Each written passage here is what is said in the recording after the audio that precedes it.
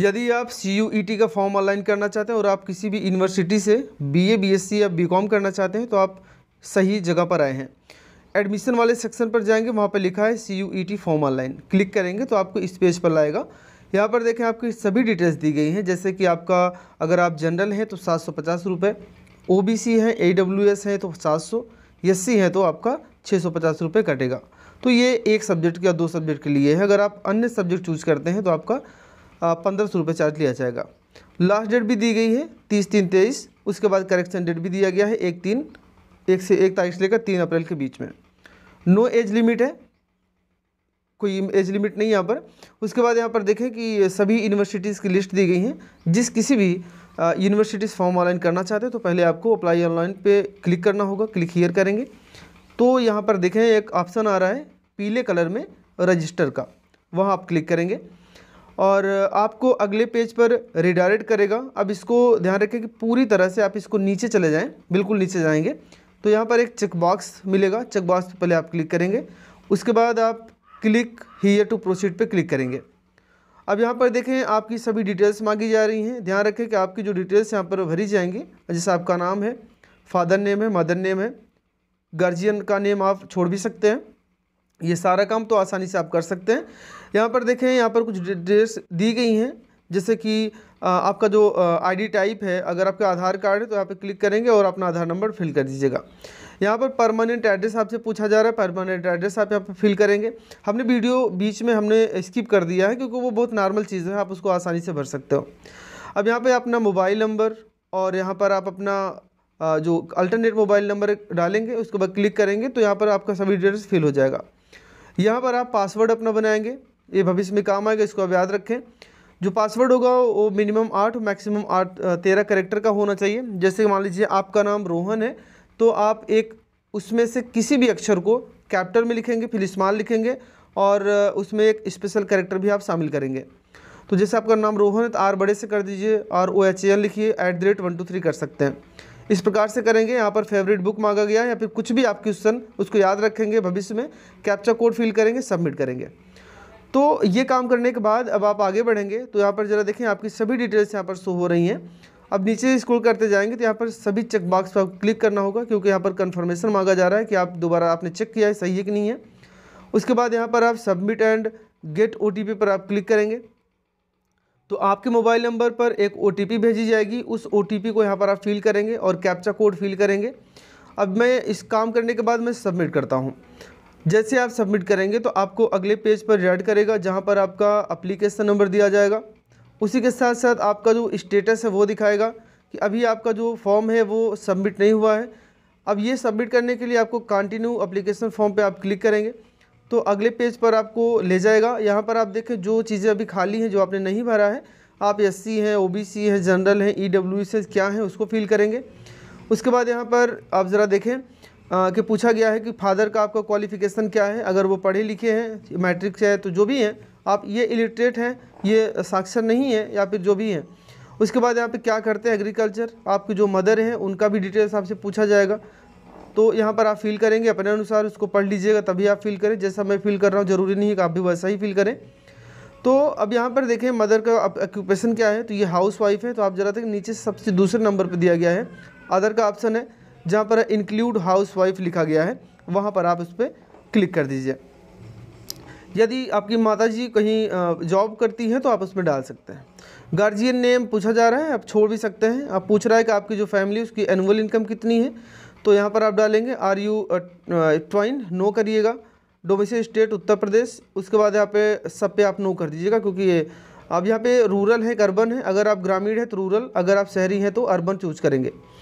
यहाँ पर mode of preparation है, तो आपने जो पढ़ाई की है वो कैसे की है आपने बताएंगे सेल्फ, ठीक है ना। अगर कोचिंग करते हैं तो जैसे बताना चाहे बता सकते हैं। यहाँ पर आपका एड्रेस दिया गया है पहले से ही। अब इसमें जो चेक बॉक्स दिया उस पर क्लिक करेंगे तो आपका जो डिटेल है वो सेम माना जाएगा। अब यहाँ पर आप देखें कि do you belong to poverty line, यानी गरीबी रेखा से नीचे है तो यस करेंगे, अन्यथा नो करेंगे। माइग्रेट हैं कश्मीर से तो नो करेंगे। यहाँ पे सभी चीज़ों वैसे नो करनी है, लेकिन आप ध्यान रखें पहले आप पढ़ लीजिएगा। एनसीसी हैं अगर हैं तो यस करेंगे, तो जो चीज़ें आपके पास मौजूद है उस पर यस करेंगे, अन्यथा नो कर देंगे। सेव करेंगे। आपको अगले पेज पर रिडायरेक्ट करेगा जहाँ पर आपको सिर्फ प्रोसीड टू नेक्स्ट सेक्शन पे आप क्लिक करेंगे और यहाँ पर आप ज़रा देखें आपकी जो हाई स्कूल की डिटेल्स हैं वो आपसे मांगी जा रही हैं कि आपका जो रिज़ल्ट स्टेटस है वो क्या है, आप पास हैं या फिर कुछ और है। और यहाँ पर आपसे पासिंग ईयर पूछा जाएगा, क्वालिफ़िकेशन एग्ज़ाम्स आपसे पूछा जाएगा। उसके बाद यहाँ पर प्लेस ऑफ स्कूलिंग पूछी जाएगी, ग्रामीण है कि शहरी है। ध्यान रखिए कि आप अपना डिटेल नहीं फिल करेंगे, हाई स्कूल जहाँ से आपने किया है वो डिटेल फिल करेंगे। मान के चलिए कि आपका जो गांव है वो आप कहीं पे रहते हैं और आपने जो हाई स्कूल या इंटर की पढ़ाई की वो कहीं दूर करते हैं, तो उस विद्यालय की टोटल यहाँ पे डिटेल्स आपको फिल करनी है। तो इस बात को ध्यान में रखिएगा कि आपका डिटेल यहाँ पे नहीं रहेगा। चलिए, हाई स्कूल के अनुसार जो भी आप जहाँ से आपने किया है वो सारी डिटेल्स मैं यहाँ पर फिल कर देता हूँ फटाफट से। वही सेम काम आपको इंटर की मार्कशीट भी आपसे मांगी जाएगी। अगर आप इंटर पास हो चुके हैं तब आप पास डालेंगे। अच्छा ठीक है, मैं यहाँ पे पहले हाई स्कूल का डिटेल यहाँ पे फिल कर देता हूँ कि आप मैक्सिमम मार्क कितना है और कितना आपने पाया था, और मार्कशीट आपका निकालेगा, यानी कि आपका जो परसेंट निकाल लेगा। अब यहाँ पर इंटर का डिटेल आप फिल करेंगे। अगर आप पास हो चुके हैं तो पास, डरना था अपीयरिंग डालेंगे, लेकिन आपके पास रोल नंबर होना चाहिए क्योंकि अभी एग्ज़ाम आपने दे रखा है तो रोल नंबर तो होना चाहिए। तो ये इंटर आपने कहाँ से किया है वो उसका आप डिटेल डालेंगे, ठीक है ना। तो अपना डिटेल यहाँ पे भूल कर भी मत डालिएगा कि अगर आप उसी जगह से हैं, आपने लोकल कहीं हाई स्कूल इंटर किया है तो वही आप डिटेल डालें, कोई दिक्कत आपसे नहीं होने वाली है। तो यहाँ पर आप देखें पिन कोड और जो आपने इंटर में भी आपने किया है उसका रोल नंबर सेव करेंगे। अब यहाँ पर आपसे अदर डिटेल्स ये आपको दिखा दी गई हैं। प्रोसीड टू नेक्स्ट सेक्शन पे जाएंगे। यहाँ पर आपसे प्रेफरेंस पूछा जा रहा है कि आप सेंटर कहाँ लेना चाहते हैं, तो आप अपने नज़दीकी सेंटर ले सकते हैं जहाँ पर आपका मन करेगा। और दिल्ली, हरियाणा, उत्तर प्रदेश, दिल्ली सब दिया गया है। उत्तर प्रदेश में आप कहाँ चाहते हैं तो यहाँ पर आप जो भी चाहते हो, जैसे प्रतापगढ़ है या फिर इलाहाबाद है, सुल्तानपुर है, कहीं पर भी आप इसको चूज़ कर सकते हैं। तो यहाँ पर देखें जो हमें सूटेबल लग रहा है हमने यहाँ पर फिल किया। फिर दोबारा दूसरा सेंटर आप चूज़ करें। मान लीजिए पहले सेंटर पर आपका एग्ज़ाम नहीं जा पाया सेंटर, तो ये दूसरे पर आपको भेज देगा, ठीक है ना। तो ये काम आप अपने हिसाब से करिएगा, जहाँ पे आपको अच्छा लगे वहाँ पर आप इसको फिल करेंगे। चलिए ठीक है, हम यहाँ पर चूज़ कर लेते हैं। उसके बाद मैं सेव के क्लिक करता हूँ। सेव पे क्लिक करने के बाद यहाँ पर देखें आपकी सभी डिटेल्स हैं। अब इसको प्रोसीड टू नेक्स्ट सेक्शन करेंगे। यहाँ पर आपसे पूछा जा रहा है कि आप अब ये यहाँ पर हाँ ध्यान देने की चीज़ें हैं कि एप्लीकेशन जो यूनिवर्सिटी से आप क्या करना चाहते हैं और किस यूनिवर्सिटी से करना चाहते हैं। ध्यान रखें कि इसमें कितनी भी यूनिवर्सिटी आप चूज़ कर सकते हैं।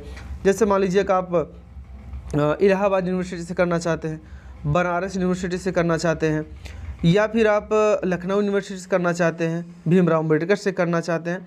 तो एक यूनिवर्सिटी नहीं है, आपके पास बहुत सारी यूनिवर्सिटीज़ हैं। वहाँ पे आप उसको चूज़ करेंगे और उसका जो प्रोग्राम नेम है उसको भी आप चूज़ करेंगे। तो यहाँ पर देखें जैसे हमने यहाँ पर डाला कि यूनिवर्सिटी ऑफ इलाहाबाद, हमने यहाँ पर डाला।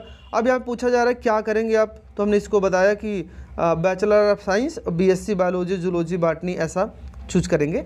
और आप सिर्फ उस पर क्लिक करने के बाद आप ऐड कर देंगे, ठीक है ना। मैं यहाँ पर ऐड करता हूँ। तो इसी प्रकार से जैसा भी हमने किया, अब आपको दूसरे किसी यूनिवर्सिटी से और करना है। मान लीजिए अगर इसमें सिलेक्शन आपका नहीं हुआ तो दूसरे ऑप्शन पे क्या रखना चाहते हैं, उस यूनिवर्सिटी का नाम भी आप यहाँ पे चूज़ करेंगे, जैसा मैं आपको दिखा रहा हूँ। इसी प्रकार से 1 2 3 4 5 6 जितना आप चाहते हो कि एक लिस्ट आप बना लें कि मुझे किस किस यूनिवर्सिटी में एडमिशन लेना है। पता चला कि आपका इलाहाबाद में नहीं हुआ, बनारस में नहीं हुआ, तो आपके पास और ऑप्शन होने चाहिए कि कहाँ पे आप उसको एडमिशन आप लेना चाहते हैं। तो इस प्रकार से जैसे मैं आपको दिखा रहा हूँ, इसी प्रकार से आप उसको यूनिवर्सिटी चूज़ करेंगे। फिर यहाँ पर आप अपना कोर्स चूज़ करेंगे और आप ऐड पे क्लिक करेंगे। तो आप देखेंगे कि लिस्ट बनती चली जाएगी यहाँ पर, ठीक है ना। देखो जैसे जब मैं ऐड करूँगा, देखो 2 चीज़ें आ गई हैं। तो इसी प्रकार से आप क्या करेंगे, आप इसको करते जाइएगा, ठीक है ना। तो मैं फटाफट से ये सारी चीज़ें मैं थोड़ा सा फास्ट कर देता हूँ इस वीडियो को, ठीक है ना। अब यहाँ पे प्रोसीड करेंगे। तो प्रोसीड करने के बाद देखें 3 चीज़ें हैं, उसको प्रोसीड टू नेक्स्ट सेक्शन पे जाएंगे। अब यहाँ पर आप देखें कि आप एक बार डिटेल्स आप चेक कर लेंगे, कहीं गलती ना हो। अब यहाँ पर आपको सब्जेक्ट चूज़ करना होगा। जैसे मान लीजिए आप हिंदी तो आप जानते ही हैं, अगर नहीं जानते हैं तो आप दूसरा सब्जेक्ट चूज़ कर सकते हैं। तो यहाँ पर आप हिंदी चूज़ करेंगे या फिर इंग्लिश चूज़ करेंगे, या फिर आप जैसे जूलॉजी बॉटनी आपकी अच्छी है, मैथमेटिक्स अच्छी है, तो अपने सब्जेक्ट जो आपको थोड़ा बहुत आता इंटरेस्ट में आपसे पूछा जाएगा, ये जो आप चूज़ करेंगे यहाँ पर, तो उस हिसाब से इसको आप चूज़ करेंगे, ठीक है ना। तो जैसे ये लड़का है तो इसने कहा कि मुझे हिंदी आती है, उसके बाद जूलॉजी बॉटनी उसकी अच्छी है, वहाँ पे मैं चूज़ करूँगा यहाँ पर medium of test paper Hindi, ठीक है। और अगर आप जो नहीं देना चाहते सब्जेक्ट, ठीक है ना, तो ध्यान रखें यहाँ पर अगर आप ज़्यादा सब्जेक्ट चूज़ करेंगे, 3 सब्जेक्ट तो चूज़ करेंगे, तब आपका एससी है तो 650 रुपये कटेगा। अगर मान लीजिए जनरल की मैं बात करूँ 700 रुपये कटे। लेकिन अगर आपने चौथा सब्जेक्ट चूज़ किया तो आपका 1400-1500 रुपये आपका कटना तय है। तो जो आपको नहीं चाहिए 3 चूज़ करिए, उसके बाद छोड़ दीजिए। तो नॉट एप्लीकेबल पर क्लिक करेंगे, सब पे छोड़ दीजिए और आप चेकबॉक्स से क्लिक करके सेव कर दीजिए। यहाँ पर देखें, यहाँ पर प्रोसीड टू नेक्स्ट सेशन पे करेंगे। तो ये वीडियो थोड़ा सा लंबा ज़रूर हो रहा है, लेकिन आपके फ़ायदे के लिए है। आप टोटल डिटेल यहाँ पर देख सकते हैं। अब यहाँ पर आपकी फ़ोटो, सिग्नेचर और आपका जो कास्ट सर्टिफिकेट है वो अपलोड करना होगा। तो यहाँ पर फ़ोटो सिग्नेचर की जो प्रॉब्लम है मैं आपको सॉल्व करके दिखाऊंगा इसी वीडियो में। चलिए यहाँ पर देखो, पूरी डिटेल दी गई है कि आपका जो फॉर्मेट होना चाहिए वो जेपीजी और जेपीजी में होना चाहिए, 10 से 200 केबी के बीच में होना चाहिए। फ़ोटो की बात की, सिग्नेचर भी आपका 4 केबी से 30 केबी के बीच में होना चाहिए और का पीडीएफ फाइल होना चाहिए जो आपका प्रमाण पत्र है। चलिए हम दिखाते हैं। सिलेक्ट करेंगे, आप फ़ोटो रखिएगी, फ़ोटो पे मैं इसको अपलोड करके अभी देख लेता हूँ। कोई एरर होगा तो मैं आपको दिखा दूँगा। अब यहाँ पे जैसे स्टार्ट अपलोड पे मैं क्लिक करूँगा, आप देखिए कोई एरर ज़रूर आएगा। ये देखिए लिखा है कि the face can not be declare. तो करना क्या है, कुछ नहीं, बस आप ओके करिए। सिलेक्ट फाइल पे दोबारा क्लिक करें, जो फ़ोटो है ना उस पर राइट क्लिक करिए और राइट क्लिक करने में ओपन विथ करेंगे। यहाँ पर माइक्रोसॉफ्ट ऑफिस 2010 दिया है, क्लिक करेंगे। एडिट वाले फंक्शन पे जाएंगे, यहाँ पर देखें रिसाइज का ऑप्शन, सॉरी क्रॉप का ऑप्शन आ रहा है। तो क्रॉप के ऊपर ये नीचे से ना थोड़ा सा इसको हटा दीजिए ताकि फेस ज़्यादा आ जाए। तो ये काम जैसे आप करेंगे और इसको आप ओके करेंगे, कंट्रोल यस प्रेस करेंगे ताकि डेटा आपका सेव हो जाए। ये करेंगे तो अब आप इसको हटा दीजिए, रिफ्रेश करिएगा और आप इसको दोबारा से फ़ोटो जो है ना उसको अपलोड करिए। आप चेक करिए, देखें आपकी फ़ोटो अपलोड हो जाएगी। देखिए फटैक्स काम हो गया। इसी प्रकार से आप करने, कोई दिक्कत होगी तो आप मुझे कमेंट बॉक्स में बताइएगा, हम आपकी सहायता 100% करेंगे, ठीक है ना। अब मैं इस सिग्नेचर को मैं अपलोड करता हूँ, अगर कोई एरर आएगा तो मैं आपको दिखाता हूँ। ओपन विथ करिएगा, इसकी साइज़ थोड़ी सी ज़्यादा है, मैं इसको कम करना चाहता हूँ। तो एडिट पर ही जाएंगे, रिसाइज पे जाएंगे, यहाँ पर इस सेक्शन में लिखेंगे जहाँ पर मैं अभी कर्सर बिलिंग कर रहा है, यहाँ पर जैसे ज़्यादा है, जैसे भी 100 है तो इस पर 80 कर दीजिए, ओके करिएगा। अब कंट्रोल यस प्रेस करिए तो आपका डेटा सेव हो जाएगा। हम क्या करते हैं, इसको बैक चलते हैं और रिफ्रेश करते हैं और मैं इस सिग्नेचर को अपलोड करता हूँ। अपलोड जैसे मैं करूँगा आप देखें सिग्नेचर भी अपलोड हो जाएगा। अब ये जो आपका कास्ट सर्टिफिकेट है, आपका डेटा अगर जेपीजी में है या जेपीईजी में है तो इसको आपको पीडीएफ में बदलना होगा। तो पहले मैं जाऊंगा किसी यानी कि नए टैब पर, वहाँ पर आप लिखेंगे जेपीजी टू पीडीएफ। पहली वेबसाइट आएगी, उस पर आप क्लिक करेंगे, अपनी जेपीजी फाइल जहाँ आपने रखी है अपनी फ़ोटो को उसको आप चूज़ करेंगे और यहाँ पर कन्वर्ट टू पीडीएफ में क्लिक करेंगे। अब देखिए आपकी जो पीडीएफ है वो बन चुकी है, डाउनलोड करिए यहाँ से और डाउनलोड करने के बाद वहाँ पर जाके अपलोड कर दीजिए। तो बड़ी आसानी से आपका जो डेटा है वो अपलोड हो जाएगा।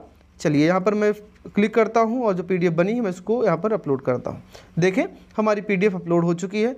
अब मैं प्रोसीड टू प्रीव्यू पर मैं क्लिक करूँगा। अब यहाँ आपको टोटल डिटेल दिखाएगा कि आपने भी जो फॉर्म भरा हुआ है, यहाँ पर एक बार चेक कर लें, क्योंकि फाइल सबमिट करने से पहले आप इसको एक बार देख लें कहीं गलती तो नहीं है, एडिट भी कर सकते हैं। चलिए यहाँ पर सभी चेक बॉक्स दी गई हैं, देखो ज़रा यहाँ पर पार्टिकुलर चेकलिस्ट बेड वेरीफाइड। जितने भी चेक बॉक्स आपको दिखाई दे रहे सभी चेक बॉक्स पे आपको टिक करते हुए चले जाना है, कहीं नहीं रुकना है, फटाफट से बिल्कुल एक्सप्रेस की तरह आप चले जाइए, ठीक है। ये सुपर फास्ट काम कर रहे हैं आप। प्रोसीड टू पेमेंट पे आप क्लिक करेंगे और ओके करेंगे। अब देखें ज़रा, अभी आपसे आपकी जो ईमेल आईडी थी आपने दिया था, उस ईमेल आईडी को यहाँ पे वेरीफाई करने का ऑप्शन है, क्योंकि आपकी जो ईमेल आईडी पे डिटेल्स हैं वो सब भेजी जाएंगे। ईमेल आईडी को यही आप दोबारा फिल करेंगे, उसके बाद यहाँ पे कैप्चा फिल करेंगे। कैप्चा फिल करने के बाद आप वेरीफाई के ऑप्शन पे क्लिक करेंगे तो आप देखेंगे आपके मेल पर एक OTP जाएगी। उस OTP को यहाँ पर आप फिल करना होगा, तभी जाके आप आगे का जो काम है कर पाएंगे। अगर आपकी ईमेल आईडी गलत है तो आप एडिट भी कर सकते हैं बैक जाकर, ठीक है ना। अगर ऐसा आपने काम किया है तो आप मुझे बताइएगा। चलिए ठीक है, यहाँ पर देखें OTP आई थी, हमने फिल कर दिया और ये वेरीफाई हो चुका है।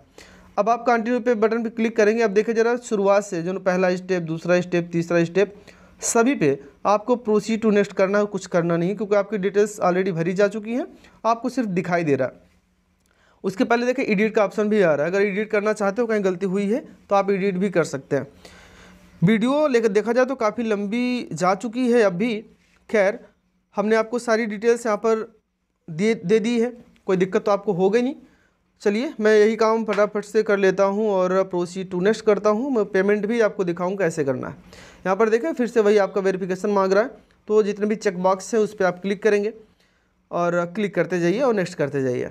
पेमेंट आपका होगा आसानी से, कोई दिक्कत नहीं होगी। आप ध्यान रखें कि अगर आप फॉर्म को ऑनलाइन कर रहे हैं तो आप तैयारी भी अच्छे से करते रहें। Best of luck all student.